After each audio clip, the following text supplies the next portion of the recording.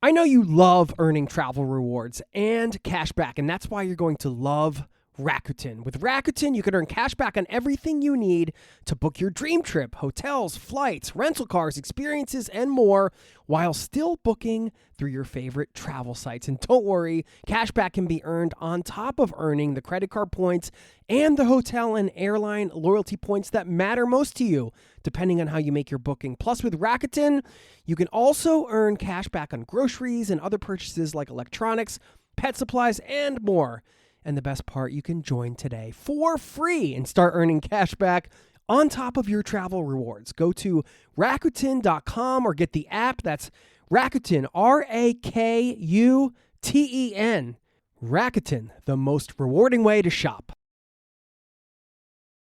This episode is brought to you by TaxAct. Don't do your taxes alone. Join TaxAct's National Admin Night. Admin nights are social gatherings for getting through your to-do list. So get ready for a night of fun, finding deductions, and filing taxes with TaxAct, where you can file your federal and state return for just $49 through April 8. Let's get together and get them over with. Visit taxact.com/admin-night for details. I have visited every country twice, at least. And my reason for that was that I felt I owed every country a repetition just to make sure that my impressions were correct. Because otherwise, the first time round, it might just be a bad mood, or, you've got a headache, or I don't know, you've just broken up from a relationship and whatever. So, it's not fair on the country that your moods may affect your judgment.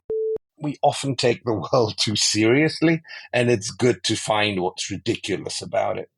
That is Harry Mitsidis, today's guest. He is one of only 3 people to have visited every country in the world. One could say he is definitely one of the most traveled people in the world, depending on your criteria. Speaking of criteria, Harry is also the founder of NomadMania, which is an online community where travelers can track their progress across a number of various lists, and they get ranked based on their travels. We talk about some of the potential moral and ethical issues surrounding the idea of systemized travel and ranking travelers based on their achievements.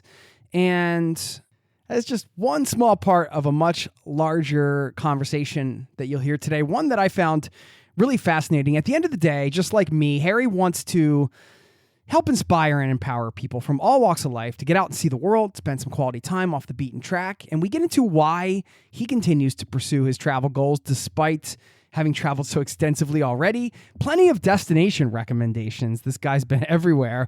And so you'll hear the best region segment, best region for things like food, hiking, where to go to be pleasantly surprised, and a few other little nuggets in there. The trip that changed his life, best advice for filling your life with as much travel as you desire. His biggest regret as a traveler, something you can do as a traveler that can always turn the tide in your favor, no matter where you are, and loads more. You're in for a treat. So buckle up, strap in. Thanks for being here, and welcome to the Zero to Travel podcast, my friend.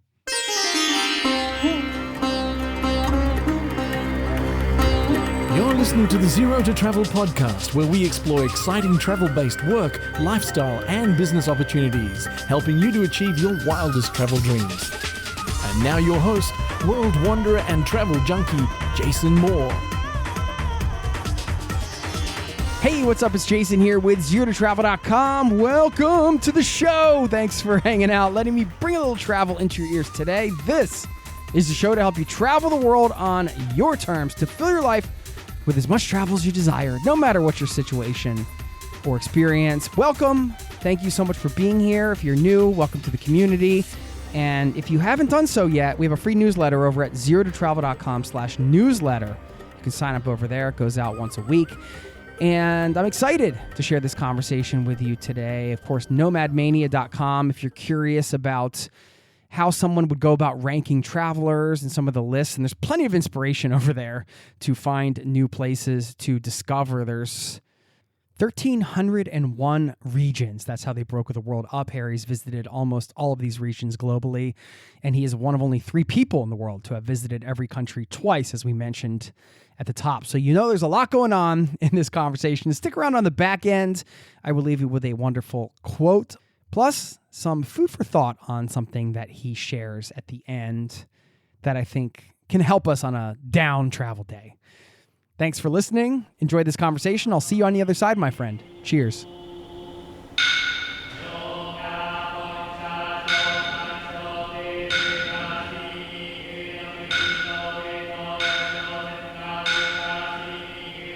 Whereabouts are you? I'm in Japan. What are you doing in Japan? You don't ask a traveler that, Jason. I mean, I'm here to explore more than I've explored already, you know. I mean, what are you doing on planet Earth, you know? So I don't know. I don't know the answer to that question. No, well, you know, does any one of us, you know, we try to do what we can. But yeah, I arrived a few days ago and I've done quite a bit of Japan, but never a long trip. So this time I'm going to stay at least a month and really try to, you know, go a bit more in depth. Okay. And what does that mean for you? Somebody that's been to every country in the world twice. well, I mean, it means going even further off the beaten track, you know, to like abandoned peninsulas and islands that, you know, no one really visits and hidden corners. And there are some major sites I still haven't done. So a bit of everything. Yeah. Have you gotten into one of these like sort of less travel places in Japan on this trip so far? No, we're not on this trip. I mean, I just arrived 3 days ago and I did land in Tokyo and I'm still in Tokyo trying to get over the jet lag. It doesn't matter how well traveled you are, you still have jet lag issues. So I'll be all right by the end of the week, I hope, and then I'm off. Yeah, it's always a curious thing as a traveler to return to a place that you've been before. You know, it's not you've traveled way more than the average person, but it's a big commitment financially, and also to kind of. Yeah, like you usually like to go check out a new place. So to come back, I think speaks a lot about a country. Why are you spending this long trip in Japan, though, specifically? Do you have a personal connection with the culture there? Or because you're familiar with a lot of places in the world. You could have gone a lot of places, Harry. True. Well, look, I have visited every country twice, at least. And my reason for that was that I felt I owed every country a repetition just to make sure that my impressions were correct. I think because otherwise, you know, the first time round, it might just be a bad mood or, you know, you've got a headache or I don't know, you've just broken up from a relationship and whatever. So, you know, it's not fair on the country that your moods may affect your judgment. But visiting more than twice means that you have a certain interest in the place, I suppose. And well, Japan is unique. I mean, it's really such an impenetrable place. I don't think I'll ever figure it out. And the sort of weirdness every day. So it's kind of funny, only that it isn't funny, you know. I mean, this is the real life for most people. And then the food is great. It's like really putting yourself outside your comfort zone. But in Japan, it's all very safe and streamlined. So I wouldn't even call it challenging, really. I think it's fun, illuminating, and, you know, you're bound to get into all sorts of intercultural problems and situations that are entertaining. You're half Greek, half British. What culture do you identify with the most? Gosh, Earth. I really don't. I think I feel pretty much at home in Europe. I mean, I'm definitely European over anything else. But that's a tough one. I think when you travel a lot, you kind of become truly a citizen of the world. My friends in Greece think I'm weird, and they say, you're not Greek. And then in England, they say, well, you're not English. So, you know, I'm a bit of an outcast, but I think that can be interpreted as an advantage. So if you don't belong anywhere, you belong everywhere. And that means that, you know, you can kind of make yourself at home. I do like the Balkans a lot. I like places which are reasonably chaotic and not too regulated, but at the same time not too chaotic that you can't function there. So I think the Balkans tend to be a good mix. They're not really European or Northern European in any way, and people are very outdoorsy, and then you can drive your car uh, in all sorts of weird ways and get away with it, which you definitely can't do in Switzerland. So I think, but I'm not sure I can say I identify with that culture. I'll say I feel quite comfortable with it, though. Yeah. But when you go back to Greece and you get like a big plate of moussaka or something, do you feel like you're at home? Well, the irony is that my mum is not Greek, and yet she makes the best moussaka I know. Oh, So, really? Okay. so I'm not sure it's the Greek moussaka or just my mother's moussaka that I love. When I get back to Greece, I think it's more of a throwback to my childhood. I kind of start getting nostalgic and reminisce about high school. And then, when you meet a friend whom you've known 35 years, you go down memory lane, and that's always nice. It's like a hot chocolate on a rainy day, really comforting. But I get restless very fast, and I feel that Greek society hasn't really changed as much as it should have since I was a teenager. So it's kind of still where it was 35 years later. And I'm not sure that's good. So, I don't like staying there too long.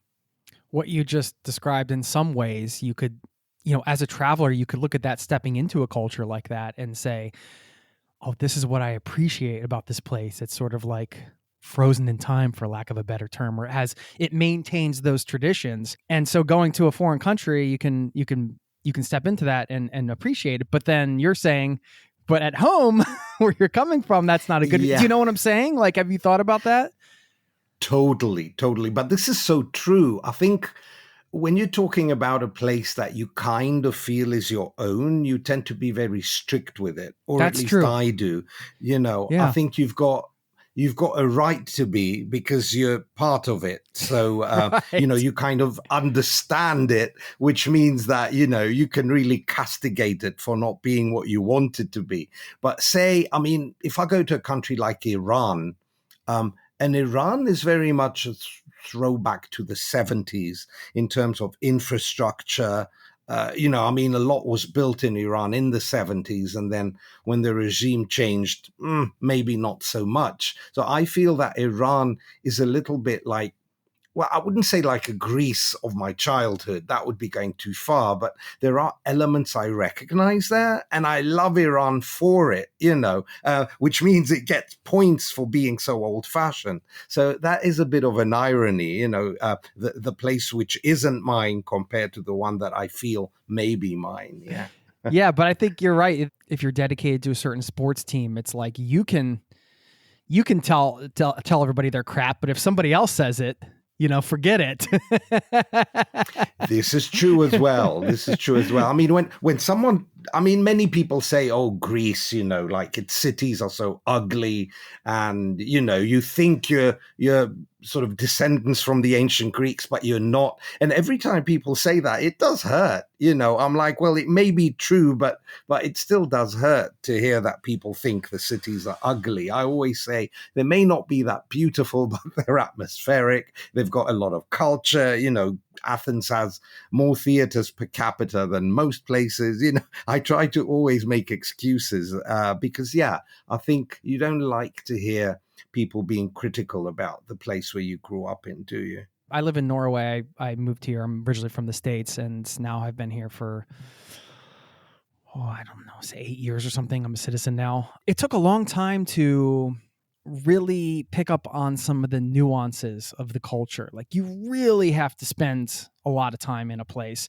And when you're traveling through, you can't get to that level. So maybe that's part of it too. Like, if you're growing up in a place, you understand those nuances, and maybe you're in some ways your awareness is heightened around the things that you see that are going on around you that, are seemingly random. Like when you're traveling through Japan over the next month, I'm sure you're going to see some things you're going to be like, what is this random thing going on? But they know,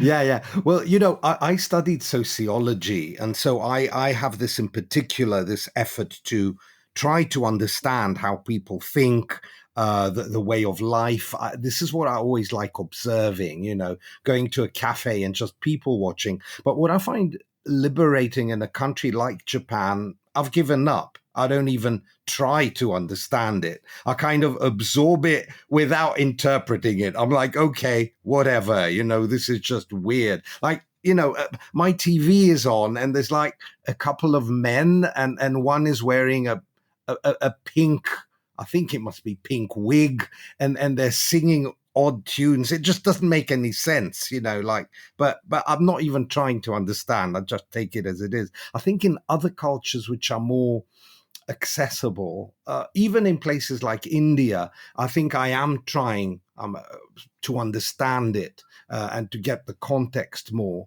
And that is somewhat tiring. So this may be one of the reasons I've chosen to let myself go in Japan for so long. It's like liberating not to really bother. That makes sense. Yeah, I hadn't thought of it that way. There is a relaxation that comes with that, right? It's just like, let me just actually, to adopt a Japanese philosophy, let me just take the beginner's mind here and just go in and just be open and not try to hyper analyze everything as we tend to do as travelers, as humans. Yeah. And of course, the upside here is the safety. When you've traveled as much as I have, half the world is dodgy and you've got to watch your back, or you're scared of being kidnapped, or there might be a war. And, Japan is just so safe. I can leave wads of cash in my room and I know that they'll be here. No one is going to do anything. So in that sense, it's a very pleasant country to travel in. I'm looking forward to it. Where are you based? I am based in the UK, about an hour out of London, but based is a very fluid term. So I probably spend about 100-ish days a year at home. And now I'm on an extended trip out, so I don't even know when I'm going to go back. Probably not until March next year. Have you thought about where you think the restlessness comes from? You mentioned being a restless person. Where does that, why do you think that is? You mean why I'm such a nomad?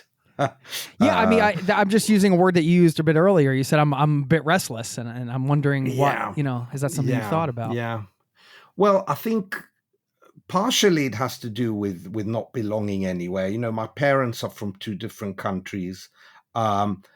My first language is English, so I grew up speaking English at home in Greece, and that already, was maybe a bit confusing, and I don't think I really attach myself to a place. But I think it's obviously a character thing. So there are personalities which are more homebound and quiet and low key, and there are others who can't stay in one place for very long. And when I mean very long, I mean like 5 days is probably my maximum in one place without, then I need to move. But yeah, that must be just my character. I'm a triple Aquarian, so I don't know if that has to do anything with astrology, but it could be. There was times when I was on the go quite a bit and thinking, sometimes I wish I had I was made up of the, I'm just going to be happy in my back garden kind of makeup, I guess. But it wasn't me. I mean, I'm more settled now, but it wasn't me for a long time. And that's okay. But sometimes I would struggle with that a bit. Like, oh, that could be really nice. Or why can't I just, chill out for a minute? Yeah, well, having said this, Jason, there are people who are much worse than me. So I know a number of people who don't have a home at all, so they're living. I know this guy, he's actually an artist, quite a famous one. And he's, he just travels with the backpack. He sold everything and he doesn't have a place called home. I assume he must have an address somewhere to get mail, maybe. But he and his girlfriend or wife, they're just traveling all the time. So, the fact that I do have a home still does imply that I try to keep one foot, in this kind of normal, quote unquote, existence. But it's not a very convincing foot. And my friends are always like, "Where are you?" rather than "How are you?" when they call me. Well, that makes sense. I mean, you're being true to what's calling you. I think in life it's important to follow your own path. When I grew up in Greece, everyone was encouraged to be a lawyer, a doctor, or an engineer, and that was it. You had 3 acceptable choices, and if you didn't follow that, then it was frowned upon. Well, in that sense, I think Greece may have changed a little bit. I don't want to be too strict, but I do think there's a bit of a conservative attitude in a lot of the Mediterranean countries, that there's an acceptable path for people. And if you do your own thing, and if it's totally unusual, then it's not good. But I think the worst thing you can do is not follow your dreams. And ever since I've been doing this, I'm happy. It never gets old. Travel never gets old. Seeing, these children in Africa waving at me, no matter how many times that scene repeats itself in the different countries, it's always fresh. It always makes me smile and believe that we are good as humans, even though some of the news one hears puts that to the test. So as far as I'm concerned, I'm doing what's good for me, and that probably means I'm doing what's good in terms of what I was born to be. So it can't be wrong. We'll get back to the interview in just a moment. I know you love earning travel rewards and cash back, and that's why you're going to love Rakuten. With Rakuten, you can earn cash back on everything you need to book your dream trip, hotels, flights, rental cars, experiences, and more, while still booking through your favorite travel sites. And don't worry, cash back can be earned on top of earning the credit card points and the hotel and airline loyalty points that matter most to you, depending on how you make your booking. Plus, with Rakuten, you can also earn cash back on groceries and other purchases like electronics, pet supplies, and more. And the best part, you can join today for free and start earning cash back on top of your travel rewards. Go to Rakuten.com or get the app. That's Rakuten, Rakuten. Rakuten, the most rewarding way to shop. Don't let tax refund worries hold you back. File now with TurboTax on Intuit Credit Karma. They'll find every credit and deduction to help you get every refund dollar you deserve, or your money back. Start filing today in the Credit Karma app. Now, back to the show. I have, of course, been fortunate to talk to many travelers on this show. The amount of time they spend on the road, at some point, there's kind of like these diminishing returns where, okay, it's like, when I start going to and looking at this amazing piece of architecture and I'm just like, whatever, when's lunch? Then I know it's time to go home type of thing. But it doesn't sound like that's an issue with you. Well, I think travel is a very multifaceted concept. If you're always doing the same thing when you're traveling, if you've got a bucket list of museums, say, or national parks, or if that's what's interesting, then yeah, that will eventually get boring and repetitive once you do it many times. I think one of the secrets is to be multifaceted, not to look at only one interesting thing, but look at all the interesting things about travel. And on the website that I am the founder of, NomadMania, we have what we call series, which are about 60 lists in categories of things you can do while traveling. So there's things, one of them, my favorite one, is called Bizarrium, and it has all the weirdness you can imagine. There's a lot of that in Japan, so I am going after it. I mean, that is just so varied. How could you be bored? You've got Cat Island, which is an island which is sort of infested by cats. That's hilarious, and then, I don't know, in the States, you've got a place called Carhenge, which is Stonehenge, but with cars. It's somewhere in Nebraska, and it's on my, it's very high on my bucket list. So I think when you think of the variety of the world, then it's not something that can become tiring. I think some people may have a very specific way of traveling, a method. They either backpack or they like going to nice hotels, for example. And that will become tiring. I do all sorts of different things. I may stay at an Airbnb. I may go to a really good hotel. I may go to a really bad hotel. In the States, I really like these endless drives and then just going to the nearest Days Inn, things like that. That cannot possibly be boring, not in my book. I still love a good road trip in the States. It is one of the great travel experiences, I feel. You mentioned NomadMania, your website. We're going to talk about it, of course. Is that your main business? Is that where you make your living, or? I wish. No, that is my main expenditure, I would say. So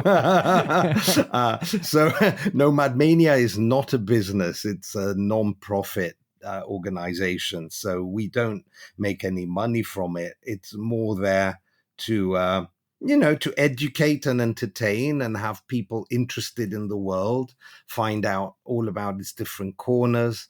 And we even give scholarships, travel scholarships to people who want to travel but can't. So it's definitely not my main source of income, but it is my main occupation. So I do quite a lot of work on NomadMania, not on a daily basis anymore. I'm too busy traveling, but yeah, I do work on that a lot. And not to get too personal, but people are always curious how one funds travels like this. Are you retired? Is this from other businesses you've had? How do you? Yeah, it's property. It's not really a secret. Once you've got a few properties, a little bit of real estate, then you can probably have enough income to be able to travel. So that's it. Yeah. But, you don't even need that much. I think people misunderstand the amounts we're talking about. Japan may be one of the more expensive places, but, overall, especially if you're coming from a European country, more than half of the world is cheaper than where you're living. So we are very privileged in that way. And I think with a little bit of income, you can do it. Yeah. Okay. Yeah. NomadMania, one of the leading websites in the world of systemic travel, is what it says on the website. And can you explain it all? Because it was pretty new to me, actually. I had not. You're dividing the world up into 1,301 regions. Can you talk about systemic travel, the criteria? Yeah, and then I just have some questions around that and kind of where you guys are going with it and all that sort of stuff. Well, it started in one way and it's developed in many others. So indeed, it started with the idea that many people ask you, how many countries have you been to? That is like sort of quite a normal question in the travel world. And the idea behind NomadMania is that, well, countries are not enough. You need to go much further because obviously if you've only visited New York, you can't say you really know the US. And similarly, even with smaller countries like Norway, say, if you've only been to Oslo, do you really know Norway? I mean, absolutely not. So the idea was to divide the world into a list that made sense overall. And we've come up with 1,301 regions on our main list, which we believe someone should visit. Then we've got many other lists. We recently introduced a list promoting slow travel. So until now, we were often judged as a place which encourages people to just tick, tick, tick. But now we're like, wait a minute, we're also encouraging you to spend a long time in a place. So we've got the slow travel list where, depending on how long you spent in a place, you get kind of credit for that. So people have their own profiles. And that's how it works. You open a profile, it's totally free of charge. You see where you've been, you get neat maps through your profile, and you can fill in these series, which are a source of information. And also, they can indicate where you can go. If you have a special interest in, say, caves, you can look at our cave series and see, about 800 major caves in the world, neatly organized by country. And then if you go to the region page, you will see if there's any caves there. Similarly with things like, aquariums, lighthouses, almost everything that exists out there which you can visit, we have categorized. But beyond that, NomadMania does travels as well. We're not an agency. So what we do is we find places which we believe are not really visited, or if they are visited, they're not visited in the way we want to visit them. So recently, say, we did a NomadMania trip to Armenia. And I believe that most people who go to Armenia will say, oh, yeah, monasteries, great. And indeed, Armenia has a lot of history, but the way we did the trip, we focused on all the other experiences you can have. So within a week, we did river rafting. We went to a guy who has bees and then makes honey, and he showed us how that worked. We visited an abandoned pioneer camp from the Soviet times. We went to an abandoned nuclear bunker. We visited the border in Iran. So, things that definitely the tours to Armenia don't do. That is part of what we're trying to do, is to become more specific in how we travel. And in that way, of course, we create community. So we are a community-based site. You can make friends within your profiles. And gradually, we're going to work more with this feature. And we've got quite a few members who are now really friends, thanks to NomadMania. So that is part of who we are. Yeah, thanks for the breakdown. I am going to do a little segment here, so be prepared. We're going to do the best region for ... and I'm going to ask you a series of questions. You're going to have to give me your gut reaction. I know you haven't prepped for this, so it's going to be fun. So we're going to get some travel destination tips and some probably off the beaten things, and I'm sure some stories. So that's coming. But since we're on NomadMania, I do want to ask you some questions, because I can imagine in your position, and I hear the intention behind what you have. It's a community, like you said, this isn't your business. You're not, it's a nonprofit and trying to encourage travel and all this stuff. And I know just through conversations I've had recently on the podcast and some of the movements like the flight shame thing in Sweden, where people were, kind of discouraging people from flying, and the climate crisis and all of this, I can imagine for you, it's probably, are you having a hard time kind of managing because you guys are ranking travelers? And like you said, like, even though you have the slow travel list now, that hasn't always been that way. That's pretty new. And it does seem like to gamify a bit, like, let's go conquer the world. We're going to get this many, how do you kind of respond to people like that? Like some of the concerns I've heard from others. And I know in your position, I think you're well-intentioned, but there's also all of this, right? So how are you dealing with that? Well, first of all, many of our users on NomadMania are actually overlanders. So, in fact, one guy, Tor Pedersen, he's a bit of a legend. He recently finished traveling to every country without flying. So, and he's one of our members, and we celebrated him. So I definitely don't think that everyone has to fly a lot in order to be a big traveler. Now, the second thing, of course, we all do fly, either a lot or a little. I do think I try to offset this through my positivity. So I'm not sure I'm offsetting it in terms of climate, but I'm trying to offset it in terms of global awareness, global friendship, if you want. I like to smile a lot. I like to meet people, make them feel good, So I think there is something to be said about that, and having people meet strangers they wouldn't otherwise meet, realize that we're not so bad, even if we're from a very different culture. So although that might not offset the climate issue, I think it does give it as much of a benefit culturally, globally, to create a better world in different ways. So well, that's the best answer I can come up with. Thanks for that. Yeah, I get the spirit behind what you're saying for sure. And I mean, we've had Thor on the podcast before, and what an incredible adventure to go to every country without flying at all. It's tough, I think the travel world and being a part of the industry, you see a lot of changes happening, and the changes that need to be made, frankly. With the ranking system you guys have, it does seem to encourage a certain type of travel, was kind of my point. I'm just wondering, how much you guys are kind of working to pivot to the slow travel thing, or I've heard it said before from others, like we might look at this era of travel the way we kind of look back at like smoking in restaurants. It's like, I can't believe we used to do that. That's insane. There were like babies there, and we were, just with the climate crisis. You know what I'm saying? In regards to smoking, I was recently in Azerbaijan, and boy, do they smoke there.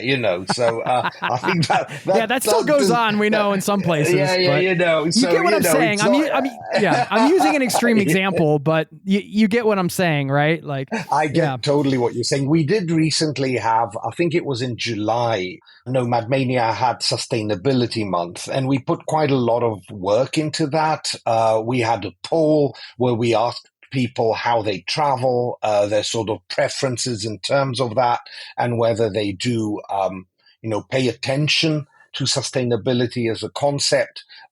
We looked at how people can focus on more self-development or eco type of travel rather than travel which is mass tourism, and how they can choose local fixers which kind of help communities more rather than going with mass agencies. I think there is a lot to be said about travel which helps develop local communities more. And in that sense, we are looking a lot into that. And NomadMania is trying to develop relationships with local fixers in countries which are difficult to get to, like Mauritania, say, things like that. And I think there, the carbon footprint, once you are there, is minimal in terms of the activities you do. And that you are really helping the locals a lot by being there. So I think that is a benefit. Cool. Yeah. I appreciate that you as one of the founder, or you are the founder and the leader of this, to kind of take charge. And I mean, you guys have the opportunity to shift the culture within this sphere of travel in this way. And it sounds like you're taking steps to do that in some ways. Going back to the regions, because I know you have the rankings, I'm just wondering, you could say like your month in Japan, you're going to be able to dive deep, but then you could also look at a ranking and say, all right, somebody that like rents a car and drives through like 10 regions in a day, and they just check them off. Like, did they really travel? Did they really see anything? They stopped and had lunch once, but they drove through 10 regions. Like, is that traveling? Look, I don't like judging people and how they choose to travel. I think everyone should do what makes them happy, as long as it doesn't disturb other people or the world and the environment too much. So, if someone gets their kicks, going to a major temple for 2 minutes, good for them. I don't want to comment on that. We do have many people who travel like that, and I'm not sure that I can accept that. I think when you're traveling, and especially when you're doing cultural sites, it's very important to understand a little bit about the history, the context. Why was this temple built? How does it fit into the overall culture of that place? And many people don't do that. We had a traveler once who wanted to go to a mosque, and then something happened and they didn't go. And then the guide asked them the next day, well, I can take you to the mosque. And they were like, oh, don't worry. We saw the corner of the mosque from our balcony yesterday. So that's fine. We've done it. And I was like, what? But you can't change people. So I think we do have our standards on NomadMania for what a visit to a region is. So, for example, we will reject airports. We reject crossing lines and saying, oh, I've been to a country just because I crossed an imaginary line. Other sites, and even I think Guinness will accept a visit to the hut between the two Koreas as a visit to North Korea. This is particularly contentious for us in the travel community because American citizens can't go to North Korea anymore. And this causes a lot of issues for people who are trying to go to every country. So we do have our standards, but in terms of how you enjoy yourself when you travel, I think it's very important to let people be and do what makes them happy. Fair enough. I like that you had travelers in history. Number one traveler in history, Queen Elizabeth II. That was great. I mean, not Marco Polo, not one of the Spanish explorers. No, Queen Elizabeth II. Is there bias there? Are you based in the UK, Harry? No. Well, we only opened her profile last year after she passed away. So, but I mean, she benefits by being, by being in history during the Jet Age. So she did genuinely visit all these Commonwealth countries and many other countries during her incredible life. So I really think if you look at historical figures, she's definitely been to more NomadMania regions than Marco Polo. I mean, Marco Polo did a lot of the seas, but in terms of how many actual regions he claimed, it's not that many, and it's all in one direction. I'm not sure he did that much of Africa. So, there you go. Yeah, I liked the idea just to see, who was on top there. I was just surprising to see this lovely portrait of Queen Elizabeth II. All right, so you've been to, out of the 1,301 regions, you've been to how many of them? 1284. Wow. Okay, so now I'm doing really bad math, whatever it is, the 17 left, is that right? Yeah. Goodness gracious. Yeah, that's right. Are they just in war zones or something, or, what? No.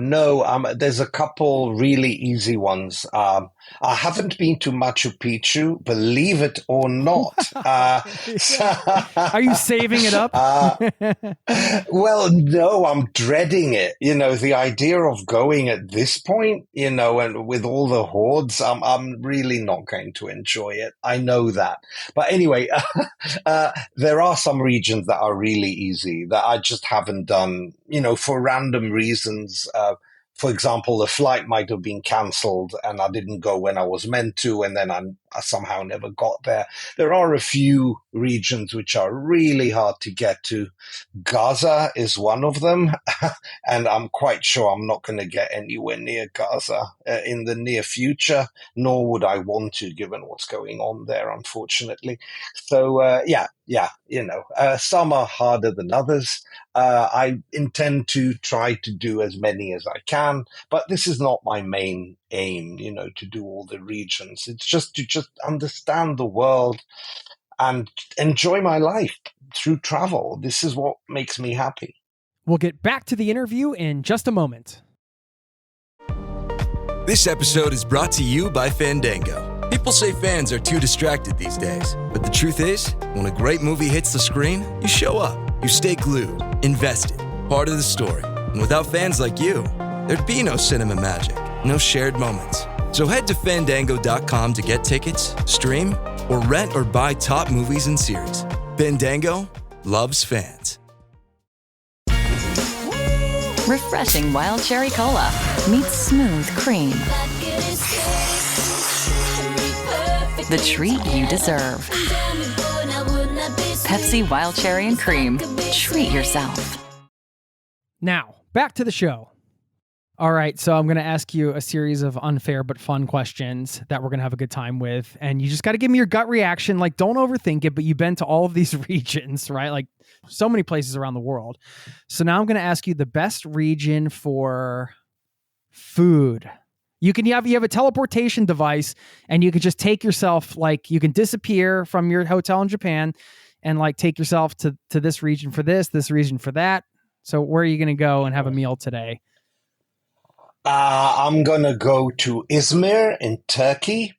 Anywhere in Turkey would be great, but Izmir is on the sea, so I'm going to have a nice sea view and a fantastic Turkish meal.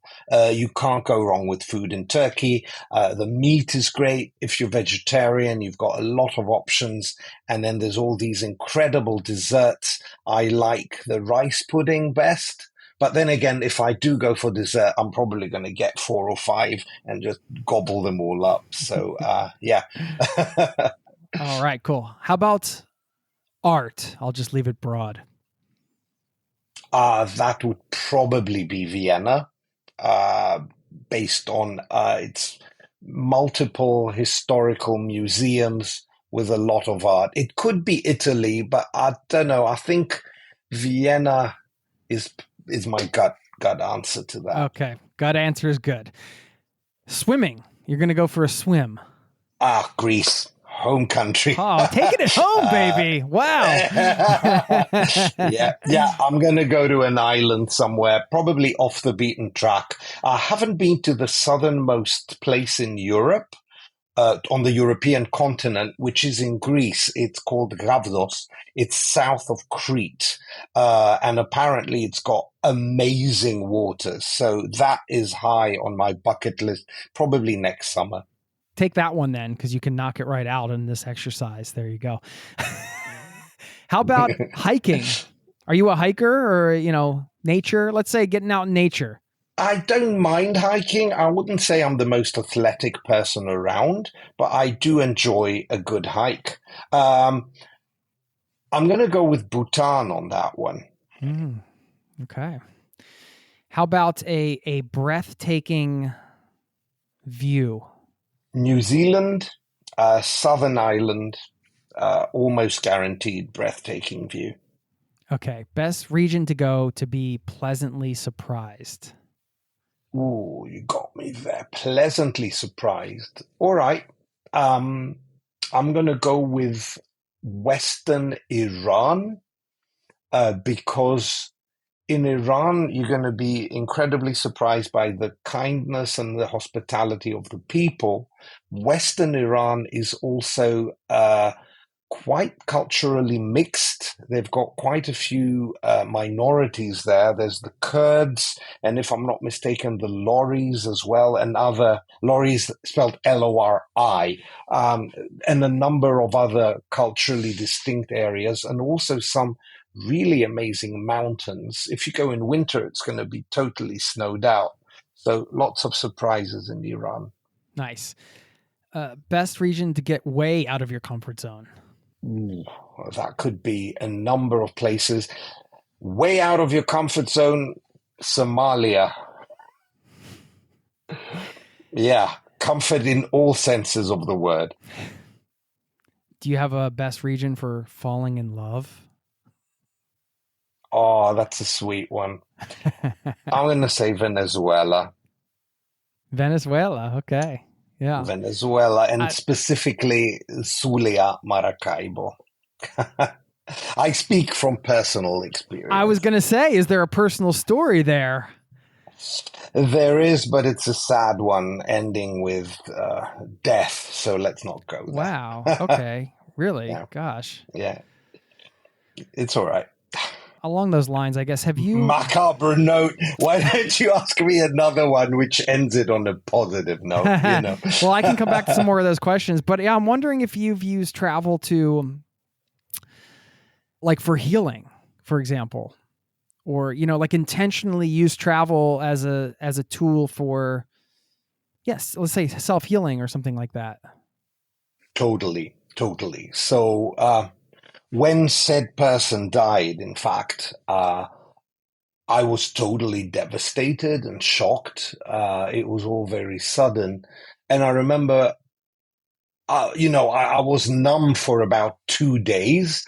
And then my next impulse was, okay, where do I go next? Where am I going to travel to? And I remember on that occasion, I went to Russia, and I did a region in the Altai Mountains, which I hadn't done. And I felt that, mountains are a good place to be if you need to heal, a kind of isolated, far away, beautiful views and that. And I do think that, rather than dwell on something sad, travel can help you obviously get out of your familiarity, out of your everyday perspective. Also, when you're traveling, you need to deal with mundane things. You need to make sure you don't lose your bag. You need to make sure you have somewhere to sleep. These things which occupy your brain while you're going through trauma of any kind, they can really help you get over the difficulties faster. So these practicalities of travel, which you wouldn't have to deal with if you were at home, say. So absolutely, travel can be healing. Luckily, I haven't had to do any of that in the past 10 years. So it's been traveling because I like it rather than for, that kind of purpose. Sure. Yeah, that sounds like that was a really big moment in your life. How did that change your approach to life? It really did. I've been extremely lucky. My parents are still alive and I'm 51 now. So, I'm conscious of the fact that I'm fortunate. So I haven't had much loss, and that was definitely a loss. I think this just taught me to be as kind as I can with people and try not to fret about little things that don't matter. I think this is something anyone will tell you. It's not really great wisdom. I think, though, we forget all too often, through the issues we have in daily life, or a train may be late and we start stressing and it suddenly becomes our focal point. And why am I going to be late? Or, you're stressed you're going to miss a connection at an airport. And I think often I try to remind myself this is not important. So if you miss it, it may be a bit of a hassle, but at the end of the day, there are those things that really matter and many of those other things that don't. And it would be good if all of us tried to remember that once in a while. Yeah, it gives you an opportunity to step out of the situation and get balanced out. What really matters to you right now? Well, right now, given all the wars that are going around, it really seems to me like the world has exploded. And I'm very politically conscious, perhaps partially because I've been to many of the places at war, but also, if you're a traveler and interested in geography and history, then by definition, you're going to pay attention to these things.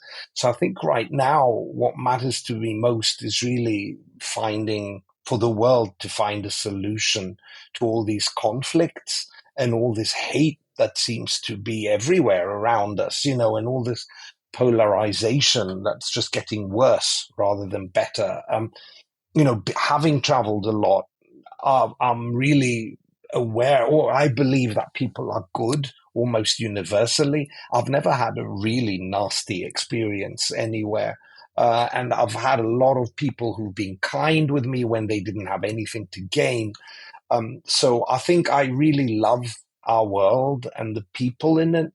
And seeing people hate other people so much, this is, this kills me. And I hope a solution is found. I can't think how, but let's hope so. You mentioned the kindness of strangers, and that's another one of the themes I've heard over many interviews, just exactly what you said. I mean, I don't think our brains are designed for being bombarded with this much news and information all the time. And so when you get the privilege to travel, it is, and you see how much kindness is going on out there, it is a good thing, I find, to lean on in these times, to remember to stay connected with, right? Even though all this madness is happening around us, or seemingly happening all the time everywhere, but we know there's kindness around everywhere all the time too. And can you share an act of kindness that you experienced on the road that really stuck with you? Maybe something you haven't shared before? Yeah, and I have not shared this before, and this actually happened to me in Japan on another trip, not now. That was about 10 years ago, I think. In my effort to go to all these bizarre places. I landed on an island called Daito, which is about 40 minutes flight from Okinawa. And I gave myself the day on the island without having planned anything. And so I landed and I thought, well, let's see what's going to happen here. I'm going to have to walk a lot. I didn't know anything about the island. And then a guy in a car just stopped and he's like, in English, "Where are you going?" And to cut a long story short, his name was Satoshi, and he lived on the island, although he was originally from Tokyo, and he had kind of escaped to that island because he couldn't take the grind of the huge city. And he spent the whole day with me, showing me Daito. We went together to a natural pool. There was a cave. We went for lunch. We talked about life. Then he took me to an elderly couple who lived there. And I remember they said, "You are very rich." This is something that has stayed with me forever. And they didn't mean it in the sense of financially rich. They meant it in the sense of because of your travels, you have become a very rich person, well, sort of spiritually, I suppose. And yeah, I just remember that day, and I keep on thinking, this was a guy who knew nothing about me. I never saw him again, and he was just kind. He spent his time, his energy, his gas, just to show a stranger around the island. That was so sweet of him. Yeah, that's beautiful. Yeah. And it was totally, totally unplanned. And this is the good side of travel. Sometimes when you let things happen, they do. It's interesting how the energy you give off as you go about your day in a foreign place impacts those around you, or can be a catalyst in some cases for experiences like this. Yeah. That couple, by the way, that Japanese elderly couple, at the end of the day, when I was back at the airport in Daito, they came to the airport. And I asked Satoshi, well, why are they here? Are they traveling or something? And he said, no, they're here to say goodbye to you because you've been such an important thing for them today. And again, I was like, how, but these little things that when you think about them more, you realize how travel can really have an impact in ways that you would never think it would. Yeah. Have you been to any of the micronations? I know you guys recently wrote about that on your blog. That's an interesting concept. Right. Yes. Well, that's funny. Yes, I have. Explain what they are so people know what it is we're talking about. Okay. Well, micronations are made up, kind of. They're not real countries, although the ones who made them up will swear they are. But they're kind of maybe made as a joke, although maybe not. They often do have a defined area, which might be the home of the founder, or perhaps a little bit more than that. And they are a thing for a few people. There's even a thing called Microcon. I didn't know that. So, just like you've got Comic-Con and whatever. So the sort of micronation people meet and have a conference and exchange. This is like everybody that founded their own country, which is in their bedroom or whatever, or in the middle of the desert or whatever. Not all. Well, yeah. I mean, the one in the middle of the desert, Slow Jamistan. I mean, the founder is on NomadMania, and he's a friend of mine, Randy. I mean, that's just so great a concept, though, because he goes around wearing this ridiculous outfit and claiming he's the Sultan, and it's just such a skit on everything, and he's got these silly rules like Crocs are not allowed.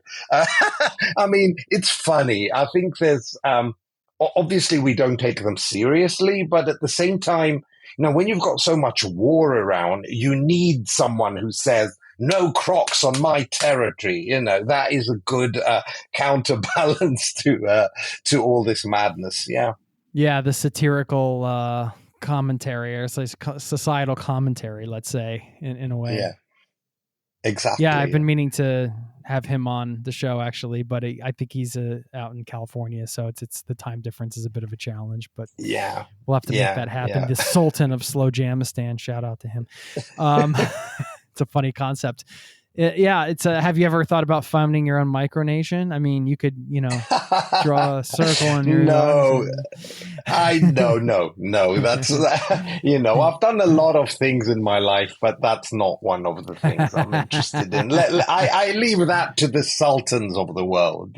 Let them do what they do. I might go to the next microcon though. I'm just really curious to see the characters who will emerge there and all the memorabilia being sold. It's just amusing. You mentioned the subcategory on your site of, I forget what it was, the Bizarro. Bizarrium. Yeah. Share some things that probably like somebody listening has literally never heard of before. Some places that you can see that around the world that. Yeah. Well, in South Korea, there is a penis park where you go. I mean, there's literally like thousands of phallic statues around, and this is totally normal. And you go, well, for them, and you go for a nice stroll to the park and they're just there. So that is like really out of it. Then you've got in northern Romania, you've got what is called the Happy Cemetery. That is a must-see. So the Happy Cemetery has colorful tombstones which make fun of the dead. So, for example, if someone was killed in a car crash, the tombstone may have like a car crashing. Literally, it's like designed actually wooden, so they're painted and they're carved, and then they may have a ditty in Romanian about the person and how he died. I find that genius. I love that. Apparently there's only one. Yeah, that's so good. That's in a small village called Sapenta. It's on the border with Ukraine on the Romanian side. If anyone is ever in northern Romania, it's really worth going there. And I would say that is one of the more serious / cultural things of Bizarrium. It is really strange, but it's worth it. The States has a lot. The States are great when it comes to this. So I don't know. I mentioned Carhenge. Then you've got another thing in Amarillo. You've got a site with cars that are sticking out of the desert for Cadillac no good Ranch. reason. That's Cadillac Ranch. That's it, I think. Yeah. So I've been there. So, I mean, that kind of thing. We love our roadside attractions in America, We love our roadside attractions. You do. What I love about the States is that the States make something out of nothing, and that's great. You make a whole attraction where there isn't really one, but that gets people to enjoy a day and, go out, and why not? I was recently in one in Turkey, which again had random statues of everything from a woman with a horse to quasi-historical figures on a mountaintop. And it was just like a kitsch fest of horrible art where probably the people going there might not have seen it in the same way I did. So I think they were taking the statues seriously, but I was just like, okay, especially the woman with the horse. I mean, that one was totally random. So yeah, these Bizarriums are among my favorites. Again, because I think we often take the world too seriously, and it's good to find what's ridiculous about it. To me, the Happy Cemetery thing kind of sums up what you just said, right? It's like, those are the kind of things you might see if you're going through the haunted house at Disney World, like the jokey tombstone, but people actually did that in real life. Like, that's cool. If I was going to be buried in a cemetery and they had one of those here in Norway, I'd be like, put me there and like put a good joke on my tombstone. So somebody in like 100 years can have a chuckle and I can still somehow make people laugh from the beyond. Well, contact them. They may accept you, Jason. Yeah. What do you think happens when you die? You know what? There's the fairy tale version and the realistic one. But I don't know. I have dabbled in tarot and astrology and whatever when I was younger. I would like to believe that there's more to everything than what we see. But it seems to me, as a logical thinker, that that is just wishful thinking. So it's probably just nothing. But yeah, in line with my positive message for the world, let us let us hope that maybe there is more than we believe, and that the energy that you have as a soul or as a human being kind of continues in a different sphere or dimension that we can't even understand. I'd like to believe that. You have written some books. I'm just wondering, yeah, you can talk about those if you want to share. I know you have the one about the traveling con man. Welcome, or excuse me, that was The Curious Case of William Bakaland, and maybe people have heard about him before. That aside, I mean, we talk about the books, but I'm just wondering what writing does for you. Well, writing is therapeutic. So, with both my books, I found that I used writing as therapy in a way, much more than I used travel. So with the first book, the writing of it was therapy from what I had just experienced. So it is about the story of this conman who managed to come into our travel community and ended up conning people out of what is probably about $1 million just by pretending he was someone different and doing so that well that everyone fell for it. I happened to be the one who uncovered it, not because I wanted to, but just because at one point I realized something was wrong, and I just couldn't. I couldn't stop searching until I got the answers I wanted. And then I was so angry, so frustrated at the injustice of it all, that writing the book, I think, managed to vent a lot of that negative energy. I could tell there were parts when I was writing the book when I was getting really angry, and and after writing it, I'd need to take a few hours to calm down. The second book, I think, is more the result of the war in Ukraine and how that has affected me very, very much. And I think I needed something silly again to counterbalance the seriousness of it. And so I came up with the idea of an Agatha Christie-like whodunit, starring the people of the travel community that we know, all fictionalized versions of them. And it's a totally silly book, deliberately so. But I think everyone who's in it and they recognize the characters, they're loving it. It's so great. So I think there, once again, writing it was very therapeutic because I was able to just go any direction I wanted with an overactive imagination and not think of, the devastation that's going on in the world. We mentioned earlier that you are one of 3 people to travel to every country in the world twice. And, we've had one of the other ones, Gunnar Garfors, she's a friend of mine on the show several times. So we're personal friends. Of course he is. Yeah. And so I had him on recently and we got his recommendations for, we called it, 7 countries that you should get to before everybody else does. And, you have a unique take on this because you've been to all these places twice and you also run this community and you're seeing the big picture of travel quite a bit.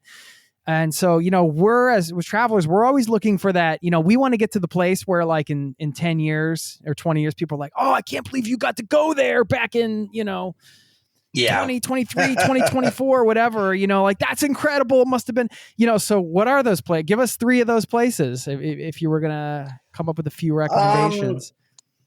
Moldova is still very Soviet, even in the Romanian speaking part. It's been listed as one of the unhappiest countries in the world.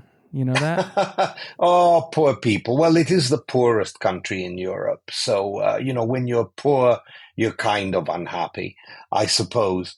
But Moldova is really, really great for the traveler. And obviously, not many people go there unless they have a reason to. So I would definitely put it up there. And it is a European country. So, you do get your creature comforts, some nice cafes. It's not a difficult country to visit. Then I'm going to pick one in Africa. I think there are already some that are overly touristy and are spoiled. I think some of the Western African countries are still unexplored. I would say go to Sierra Leone, which has perhaps among the best beaches in Africa, and often you can have the beaches all to yourself. It's one of the friendlier African countries in terms of the people, also one of the safer ones overall. So it makes for a good trip without, and you may never meet another traveler there. I would also say Tajikistan is fabulous, among the best mountains in the world in the region of Gorno-Badakhshan. If you want to peek into Afghanistan and are too scared of going to Afghanistan, then you can go to Tajikistan, and literally Afghanistan is across the river. If you've got a good zoom, you can get very good pictures of local Afghans across the river. So Tajikistan, again, is still recovering from its Soviet experience, but Tajikistan speaks a language which is close to Persian. So they are not a Turkic culture like the other stands. They are actually a Persian-based culture. And for that, it stands out compared to the other stands, to me. So it's definitely worth visiting. And I think it's probably one of the least visited and talked about stands, and not for good reason. It's a really beautiful country. Alexander the Great made it to Tajikistan in the town that's now called Khojand. I think it was one of the most easterly places he went to. So there is a lot of history there as well.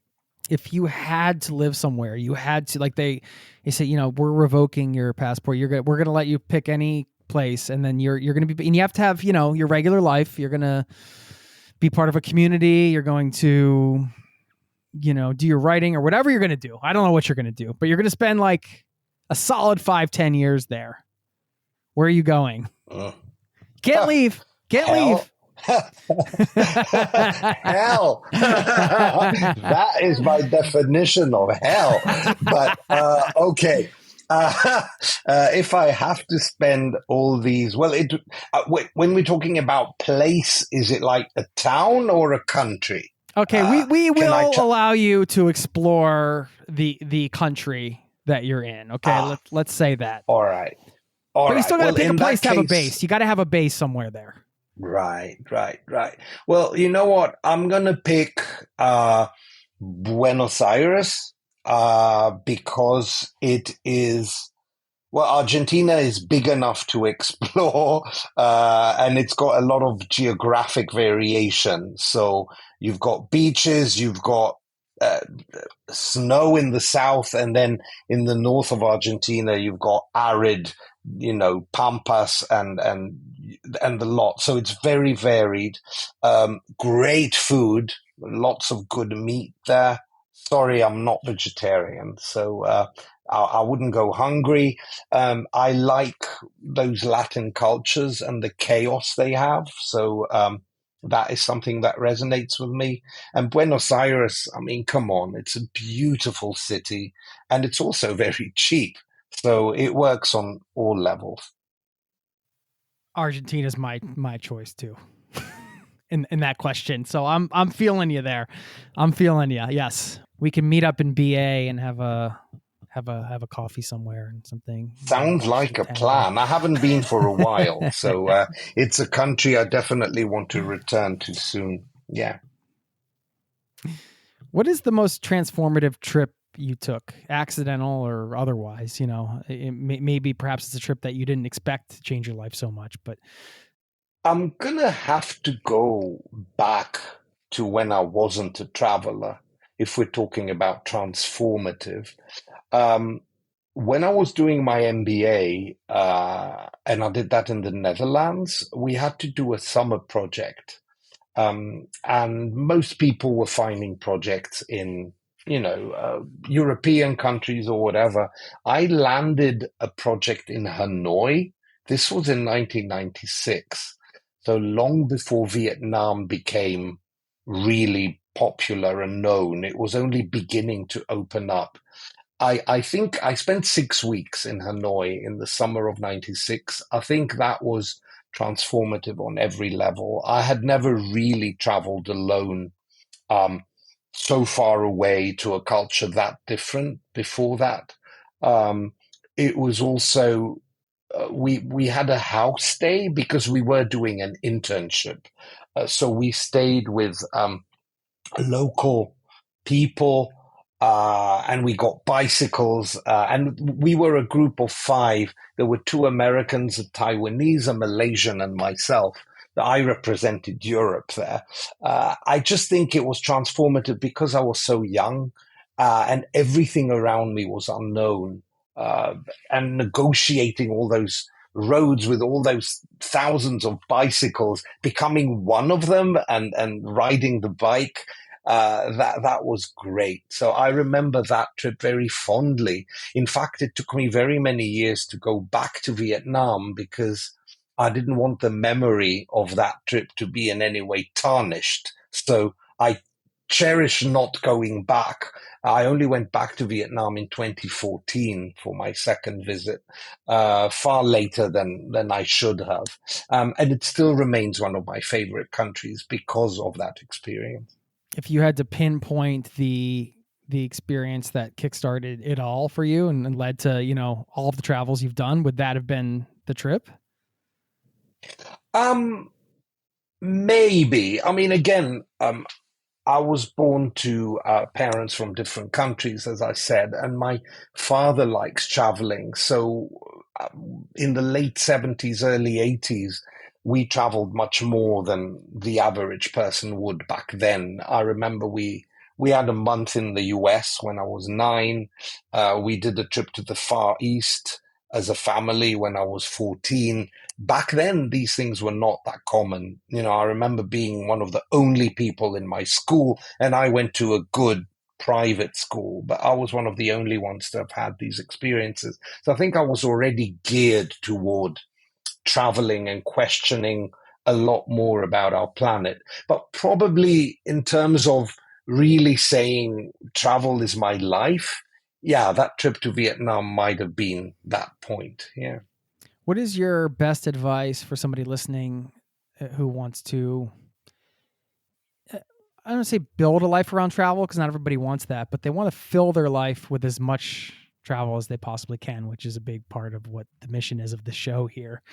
And, everybody's got different situations and all that kind of stuff. So it's difficult in financial things and obligations and all that. But just from your perspective, I'm just curious what your thoughts are. Okay. I think it's very important to realize that in life, you can't have it all. I think it's important to realize if you really want to travel that much, there's a lot of things you're going to have to sacrifice. And the word sacrifice may sound heavy, but you might have to forget about owning a car. You might have to forget about having really constant contact with good friends, or at least live contact. You might have to forget things like the theater, cinema, events, concert. Of course, you can do that while you travel, but not in a way that is culturally coherent in one place. So it's very important to be sure that you are aware of what you may not be able to do if you dedicate your life to travel rather than just being a casual traveler. That, to me, would be one piece of advice for younger people who may not have considered all that. You often think, oh, it's great, I'm going to go. But no, what about the things you're leaving behind? I also think it's important to realize that travel will really change you. And that may mean that when you come back, if you ever do, you may find yourself disconnected from the place where you started. Now, I guess both of these things sound negative, but they're not. They're actually the part of the transformative power of travel, and that's the good thing about it. But it's important to be aware of these things, because then maybe you'll decide that it's not for you after all. Mm-hmm. Yeah, and that's another thing you learn, right? Like, I'd rather go and find out if it's not for me than not go and wonder all the time, you know? Yeah, exactly. Do you have any regrets with your choices? Well, as a traveler, I think one of my regrets is that I didn't start earlier. Now in the community, I'm looking at people, who are like 20 or 22, and they've already been to I don't know how many countries, and they're perpetual nomads and going around. And I'm thinking, well, why didn't I do that? Why did I invest all those years into studying and working and trying to be quote unquote normal? But I don't know if I actually regret that, though. I think I needed to do that to get where I am. So it's not really a regret. It's more, though, a bit of a thought I have sometimes. I don't think it's good to live your life with regrets. I think it's important to appreciate things. And obviously, we've all maybe made mistakes or made some wrong choices, but they were all meant to be made so that we learn something from it. So the important thing is just to learn and try not to make the same mistake twice. Cool. I had a great time chatting with you today, Harry. Of course, NomadMania.com will link up to it all. I mean, is there anywhere else if people want to get in touch with you? Is that the place to go, or your personal website? Or we'll link up to everything. But in reality, I've got an Instagram, Harry Nomad. You can find me there if you want to get in touch. I do have a website, but which is my name, harrymitsidis.com. But it's basically just it's more like a CV with all my media appearances, just so that I don't forget them. So you're going to be on there too at one point, I guess. But no, just Instagram, and do sign up with NomadMania. Yeah, I hope I earned my spot there on the media list. We'll see. You'll have to listen back and be like, I don't know if he cut it. We'll see. I think you do for sure. So. Did you want to leave us with, you've been exposed to so much culturally around the world. I'm wondering if there is like a cultural story or saying or some bit of wisdom that you carry with you that sticks with you as part of your day that you lean on, that you want to share with everybody to close this out. My only wisdom is smile. Smile even when people are not smiling back.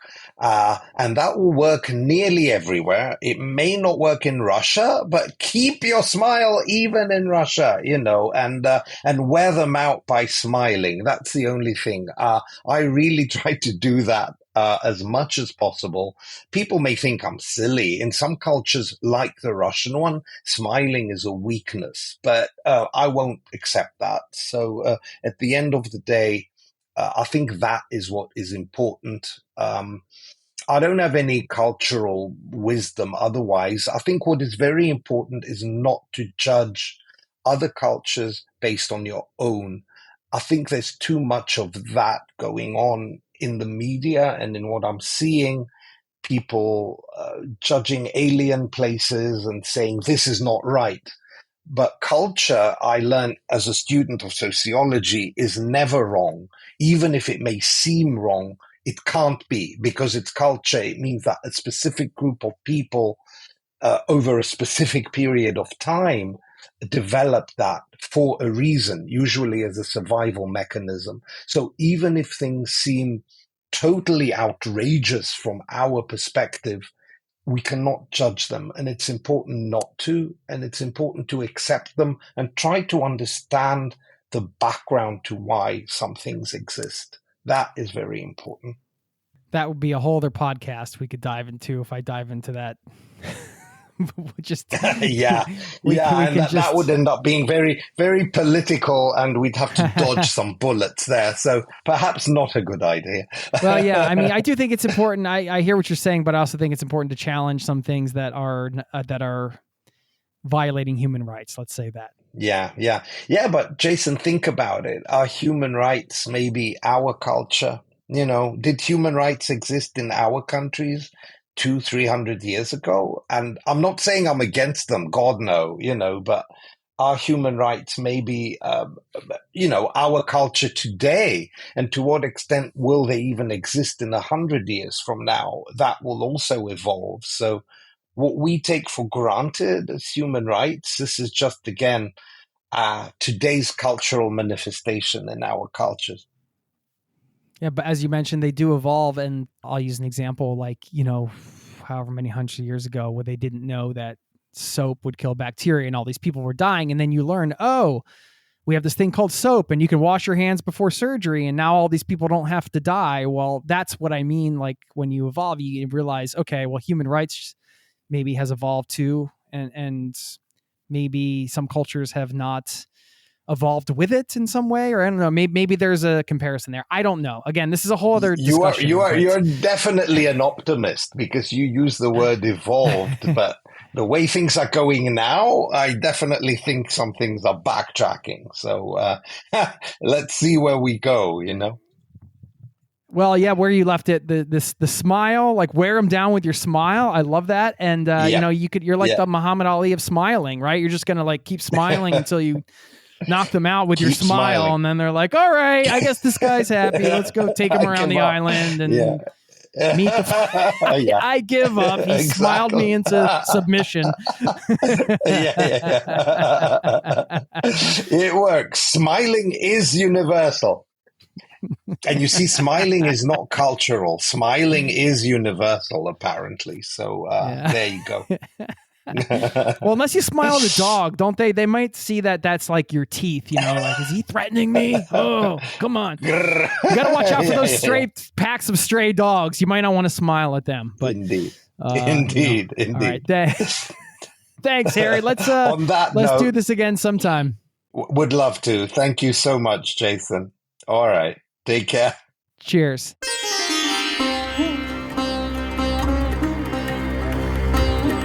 There you have it. I want to thank Harry for stopping by the show and enduring all of my questions. I hope you enjoyed our conversation. Of course, you can learn more about his project over there at NomadMania.com. And I love what he said there at the end. We think about travel, we often think about inner exploration and cultural exploration, self-discovery, and, just the ridiculousness and the humor in the world that you find on this giant stage that we're all players in. It's always an enjoyable part of travel, right? The humor out there and just what are we all doing? We don't know. We're just doing the best we can each and every day. And, looking at it through that lens of sort of some of that ridiculousness and taking that light approach can be helpful on a travel day or a trip maybe where things are dragging. So I like what he shared there at the end. I'm going to leave you with a quote now. This one's from the quote drawer. The good old-fashioned quote drawer here on my desk. Let me pull this one out from Thich Nhat Hanh, who said, if we do not know how to take care of ourselves and to love ourselves, we cannot take care of the people we love. Loving oneself is the foundation for loving another person. There you go. That's a powerful one to leave you with there. And I will see you next time. Thanks again for listening. Peace and love to you and yours. Don't forget, zerototravel.com/newsletter. If you haven't signed up, get on the newsletter so we can keep in touch. It's free. All right. Thanks for listening. I'll see you next time. Cheers. This podcast has been brought to you by zerototravel.com. Ideas and advice to make your travel dreams a reality.